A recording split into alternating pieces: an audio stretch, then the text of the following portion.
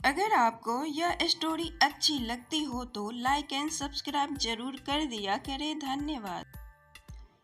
युवक का नाम रामू था। रामू ने अपने मित्रों को भूतिया बंगले की तरफ ले जाने का निर्णय लिया। उनकी जिज्ञासा उन्हें बंगले के अंदर जाने की ओर प्रेरित कर रही थी। बंगले के द्वार पर पहुंचकर रामू और उसके दोस्तों ने डर की खाई में झांका। उन्होंने बंगले के अंदर एक अजीब सा महसूस किया और दरवाजा धीरे से खोला।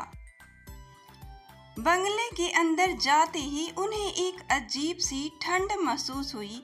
उन्होंने देखा कि बंगले के अंदर सब कुछ धूल से ढका हुआ था। रामू और उसके दोस्त धीरे धीरे अंदर बढ़े। बंगले के भीतर रामू ने एक खिलौने की दीवार को देखा। वह दीवार पर भूतिया बनाया हुआ खिलौना लटक रहा था। रामू ने खिलौने की ओर इशारा किया और उसे देखने लगे। रामू और उसके दोस्त उस खिलौने को देखकर हैरान रह गए। उस खिलौने की डरावनी आवाज ने उन्हें डरा दिया और वे तुरंत वहां से निकलने का फैसला कर बैठे। जैसे ही वे बंगले से बाहर निकले, वे एक दूसरे को देखकर चौंक गए। उन्होंने अपने अनुभव की कहानी एक दूसरे से साझा किया, लेकिन उन्होंने सोचा कि वे उस भूतिया बंगले में फिर कभी नहीं जाएंगे। रामू और उसके दोस्तों ने गांव वापस लौटने का फैसला किया। उन्होंने अपने अनुभव की कहानी अपने गांव के लोगों के साथ साझा की, लेकिन उन्होंने यह भी कहा कि वे वहां फिर कभी नहीं जाएंगे। गांव के लोग रामू और उसके दोस्त की कहानी सुनकर हैरान रह गए। वे उन्हें उस भूतिया बंगले के बारे में और अधिक जानने के लिए प्रोत्साहित करने लगे, लेकिन रामू और उसके दोस्त ने मना कर दिया। उन्होंने कहा कि वे उस डरावनी जगह पर फिर से नहीं जाना चाहते हैं। उन्होंने कहा कि कुछ रहस्य ऐसे होते हैं जो बेहतर होते हैं कि छिपे ही रहे। बाद में रामू और उसके दोस्तों ने अपने अनुभव को याद करके हंसी उड़ाई। उन्होंने उस दिन को एक अविस्मरणीय अनुभव के रूप में मनाया और उसे अपने जीवन का एक महत्वपूर्ण हिस्सा मान लिया। रामू और उसके दोस्तों ने उस भूतिया बंगले के बारे में अपनी कहानी को एक कथा के रूप में सुनाना शुरू कर दिया, जिसे वे अपने बच्चों और पोतों को सुनाते थे। वे अपने अनुभव को एक सबक के रूप में मनाते थे कि कुछ रहस्यों को उनके आपस में ही छोड़ देना चाहिए और कुछ चीजें ऐसी होती हैं जिन्हें बेहतर होता है कि वे अदृश्य और अनजान रहें। आज भी वह भूतिया बंगला वही है और उसकी कहानी अब भी गांव के लोगों के बीच में सुनाई जाती है, लेकिन कोई भी उसके पास नहीं जाता क्योंकि सबको यह पता है कि वह जगह भूतिया है।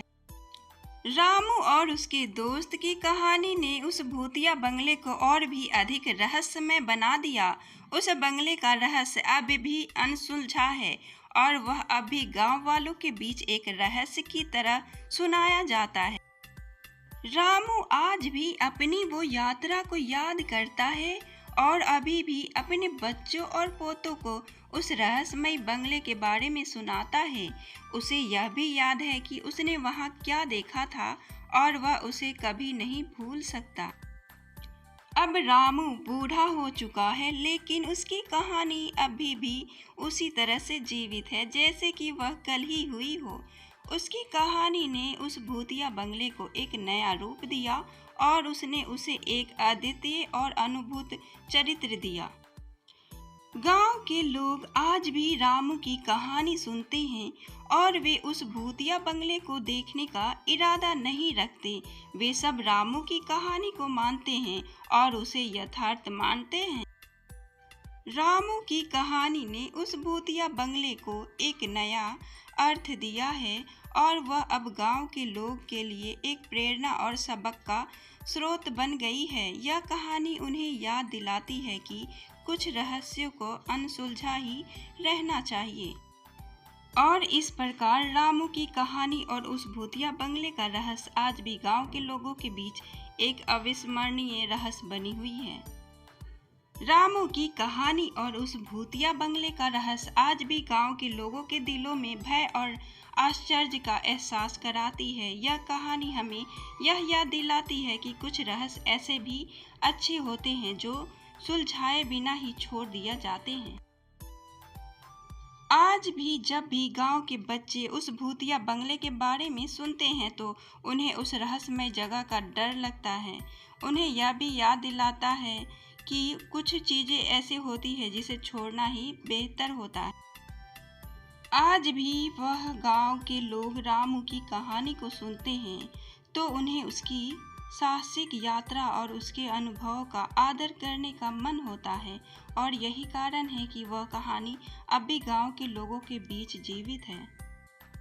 और इस प्रकार रामू की वो अद्वितीय यात्रा और उस भूतिया बंगले का रहस्य आज भी गांव के लोगों को साहस और रहस्यों के प्रति सतर्क रखता है। आज भी जब भी कोई उस भूतिया बंगले के पास जाता है तो उसे रामू की वो कहानी और उसकी यात्रा की याद आती है और वह वहां से तुरंत वापस लौट जाता है क्योंकि वह जानता है कि कुछ रहस्य बेहतर होते हैं कि छिपे रहें।